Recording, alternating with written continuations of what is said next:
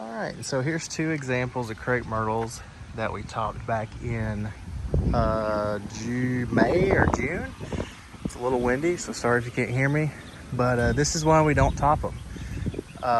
This is what I would consider a true crepe myrtle. Okay, crepe myrtles tend to get 20 feet or higher. These were up to the power lines, so they had to get cut back. But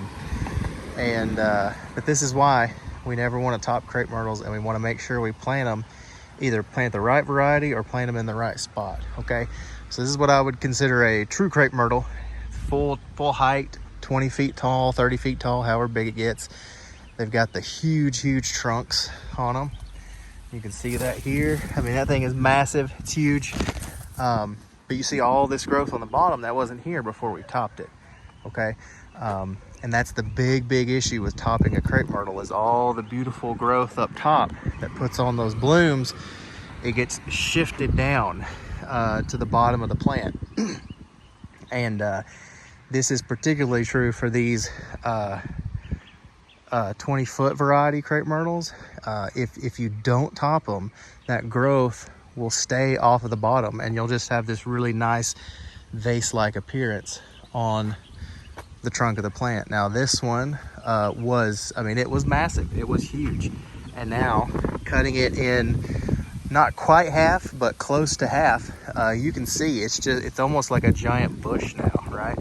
So whenever I come in to do my fall maintenance on this, I'm gonna have to take from here under and clear off all of those lower limbs and branches.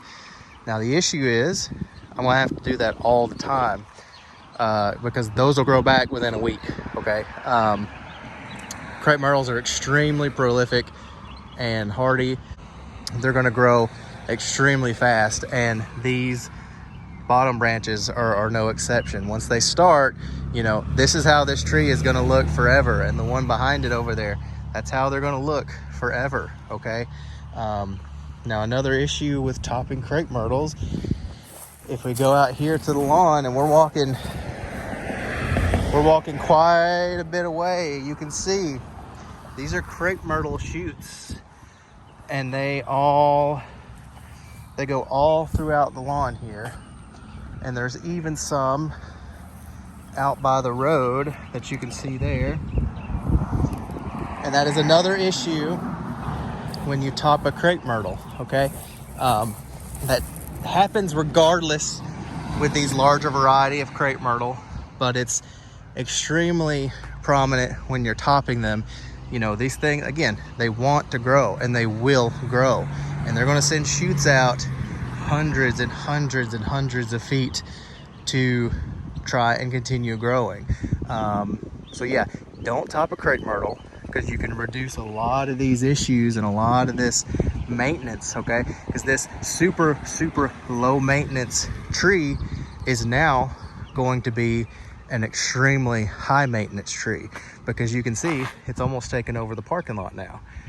And unless you're doing this every single week, it's gonna just grow and take over the entire parking lot. So let's take a look now at another set of crepe myrtles that have been on my schedule for many years. I've been working at this property for about 6 years, and they finally just had to come down for the power lines. But let's take a look at some other ones that I've also been maintaining for 8 years that have not been topped, as a direct example of why you don't do this. And before we move on actually to those other crepe myrtles that I take care of, let's look at these exact trees over the years. I take a ton of pictures when I'm out working, so I've actually got pictures of these trees long before the topping. And you can see here it is, this exact tree we're looking at in the video. This was in 2021, okay? And you can see there's no fresh cuts. This is just how the tree looked on a day-to-day, week-to-week, month-to-month basis without any topping. And the moment we topped it, and you'll see that here in a little bit, what it looked like the day we topped it, because I have that recorded, you'll see just how much we took off. And then now everything that has happened as a result. There's a couple more pictures to look at from 2022 and I think 2024 coming up.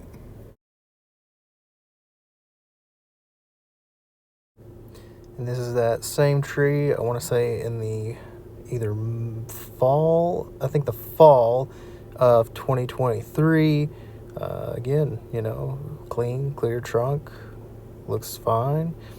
And if we move on to this next picture, you can see in the lawn there are absolutely no crepe myrtle suckers as of 2023, fall of 2023.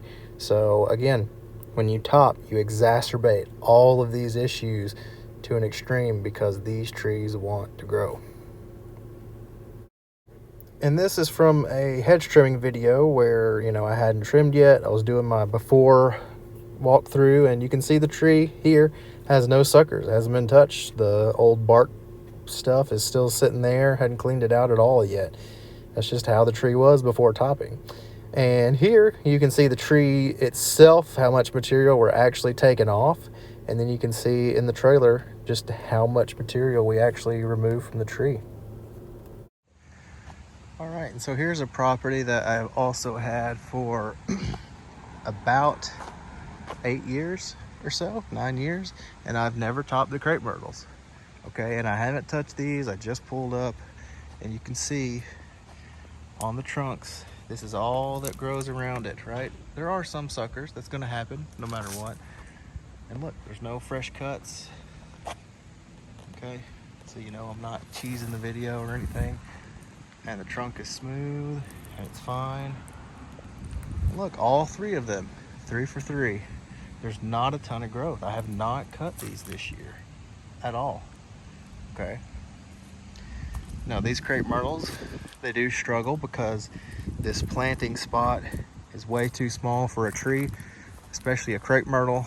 You know, typically with a tree, the root system is going to be as big and wide as the tree is. So you can take a look here. It's wider than the space it's in. So it doesn't have room to really grow. So that's why you're getting these dead branches here. And that's just one of those things. You have to use the right plant at the right spot. But we're talking about the crepe myrtles and topping. This is why we don't top them. There's no shoots compared to that other one we were just looking at. And check this out, same thing. This thing is immaculate, okay? This is exactly what you want a crepe myrtle to look like, okay?